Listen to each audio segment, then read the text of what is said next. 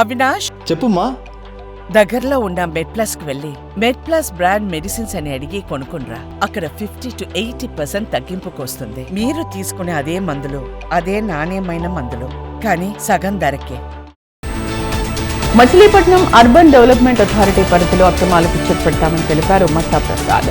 MUDA నూతన chairman గా బాధ్యతలు స్వీకరించిన ఆయన గత 5 ఏళ్లలో అనేక అక్రమాలు జరిగాయని, వాటన్నింటిపై విచారణ జరిపి బాధ్యులపై చర్యలు తీసుకుంటామని తెలిపారు. ముఖ్యంగా అక్రమ మైనింగ్, అక్రమ లేఅవుట్లకు చెక్ పెడతామన్నారు. హనుమకొండలోని జులేవాడలోని ప్రభుత్వ గిరిజన ఆశ్రమ పాఠశాల వసతి గృహాన్ని ఆకస్మికంగా తనిఖీ చేశారు ఎమ్మెల్యే నాయింద్ రాజేందర్ రెడ్డి. భోజనశాలతో పాటు వసతి గృహంలోని పరిసరాలను ఆయన పరిశీలించారు. హాస్టల్లోని మౌలిక సదుపాయాల గురించి విద్యార్థులను అడిగి తెలుసుకున్నారు. ఎలాంటి ఇబ్బందులు కలిగినా, సమస్యలున్నా నేరుగా ఫోన్ ద్వారా విషయాలు చేరవేయాలని ఎమ్మెల్యే వ్యక్తిగత నెంబర్ విద్యార్థులకు అందించారు. ములుగు జిల్లాలో ప్రపంచ ప్రఖ్యాతిగాంచిన రామప్ప దేవాలయ అభివృద్ధిపై కేంద్రం ఫోకస్ పెట్టింది. ఈ నేపథ్యంలోనే 73.74 కోట్ల రూపాయల నిధులను కేంద్ర ప్రభుత్వం మంజూరు చేసింది. ఈ సందర్భంగా కేంద్ర సాంస్కృతిక పర్యాటక శాఖ మంత్రి గజేంద్ర సింగ్ షెకావత్ కు ధన్యవాదాలు తెలిపారు కిషన్ రెడ్డి, బండి సంజయ్. జగిత్యాలలోని అర్బన్ గురుకుల పాఠశాలలో ఆకస్మికంగా తనిఖీ చేశారు ఫుడ్ ఇన్స్పెక్టర్ అనుష. వంటగది పరిసరాలు పరిశీలించిన ఆమె వంట సామాగ్రి నిల్వ చేసేందుకు ప్రత్యేకంగా స్టోర్ రూమ్ లేకపోవడంపై మండిపడ్డారు. ఖచ్చితంగా స్టాక్ రూమ్ ప్రత్యేకంగా ఏర్పాటు చేయాలని సూచించారు. అక్కడి వసతులు, ఆహార నాణ్యతపై విద్యార్థులను అడిగి తెలుసుకున్నారు. విద్యార్థులకు నాణ్యమైన ఆహారం అందించాలని సూచించారు.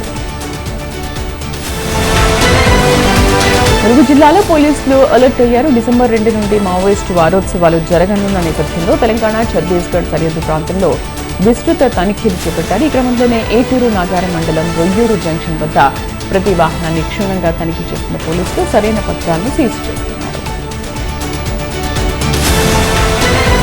ములుగు జిల్లాలో దారుణం చోటు చేసుకుంది. వెంకటాపూర్ మండలం గుర్రంపేటలో మహిళను దుండగులు కత్తితో గొంతు కోసి కిరాతకంగా హతమార్చారు. మృతురాలు సరస్వతిగా గుర్తించిన పోలీసులు ఘటనపై కేసు నమోదు చేసుకుని దర్యాప్తు చేపట్టారు. రంగారెడ్డి జిల్లాలో ఓ వ్యాపారిని కిడ్నాప్ చేసి బెదిరించిన కేసులో నిందితులను పట్టుకున్నారు పోలీసులు. ఓ మహిళతో ఫోన్ కాల్ ద్వారా ట్రాప్లో దించిన కేటుగాళ్లు పక్కా ప్లాన్ ప్రకారం కిడ్నాప్ చేసి ₹1,00,00,000 ఇవ్వాలని డిమాండ్ చేశారు. విలువైన డాక్యుమెంట్లపై సంతకాలు తీసుకుని సుమారు 11 కిలోమీటర్లు తిప్పుతూ ఔటర్ రింగ్ రోడ్డు వద్ద వ్యాపారి నారాయణను వదిలేశారు. బాధితుల ఫిర్యాదు మేరకు దర్యాప్తు చేపట్టిన పోలీసులు నిందితులను అదుపులోకి తీసుకుని రిమాండ్కు తరలించారు. వారి వద్ద నుంచి కత్తులు, భూమికి సంబంధించిన బాండ్ పేపర్లు, pistol, police uniform, car, cell ఫోన్లను స్వాధీనం చేసుకున్నారు. కర్నూలు జిల్లాలో విద్యార్థులకు పెను ప్రమాదం తప్పింది. మంత్రాలయం మండలం వగనూరు సమీపంలో ఆగి ఉన్న బైక్ ను ఆర్టీసీ బస్సు ఢీకొంది. షుగర్ లో కావడంతో డ్రైవర్ బైక్ ను ఢీకొట్టాడు. దీంతో బస్సు అదుపు తప్పి పొలాల్లోకి దూసుకెళ్లింది. వగనూరు నుంచి ఎమ్మికనూరుకు విద్యార్థులను తీసుకొస్తుండగా ఘటన చోటు చేసుకుంది. ప్రమాద సమయంలో సుమారు 30 మంది విద్యార్థులు ఉన్నారు. అయితే ఎవరికి ఏమీ కాకపోవడంతో పెను ప్రమాదం తప్పింది. త్వరలో నంద్యాల జిల్లా ఆత్మకూరులో ముస్లింల ఆధ్యాత్మిక కార్యక్రమం భారీ ఎత్తున జరగనుంది. ఈజుతేమా ధార్మిక సభలకు సంబంధించి ఏర్పాట్లపై అధికారులు ముందస్తుగా సమీక్ష సమావేశం నిర్వహించారు.